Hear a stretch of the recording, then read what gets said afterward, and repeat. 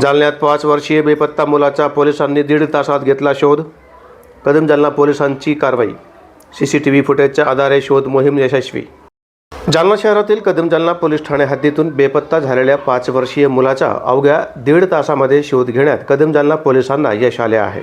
19 मार्च 2026 रोजी दुपारी सुमारे 3 ते 3:30 वाजेच्या सुमारास खाजानगर परिसरातील सिद्धिविनायक नगर जुना जालना येथून सम्यक रेड्डी वय 5 वर्षे हा मुलगा खेळत असताना अज्ञात व्यक्ती त्याला घेऊन गेल्याची माहिती त्याची आई कोमल विजय रेड्डी यांनी पोलिसांना दिली।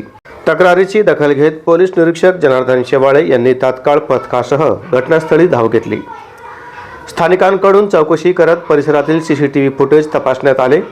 फुटेजमध्ये एक अज्ञात व्यक्ती मुलाला घेऊन जात असल्याचे दिसून आले। या आधारे पोलिसांनी तात्काळ शोध मोहीम राबवत मुलगा व संबंधित व्यक्तीचा शोध लावला। चौकशीमध्ये ती व्यक्ती मुलाची नातेवाईक असल्याचे स्पष्ट झाले आहे।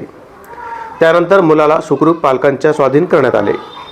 ही कारवाई पोलीस अधीक्षक अजय कुमार बंसल, अप्पर पोलीस अधीक्षक आयुष नोपाणी, उपविभागीय पोलीस अधिकारी अनंत कुलकर्णी यांच्या मार्गदर्शनाखाली पोलीस निरीक्षक जनार्दन शेवाळे, सहाय्यक पोलीस निरीक्षक आरती जाधव, पोलीस उपनिरीक्षक Dinkar More, police head constable Rathod, police naik Kiran Cheke, Baba Gaikwad, police constable Ashfaq Shah, Kishor Taral, Umesh Sable आणि संजय चव्हाण यांच्या वतीने पार पाडण्यात आली।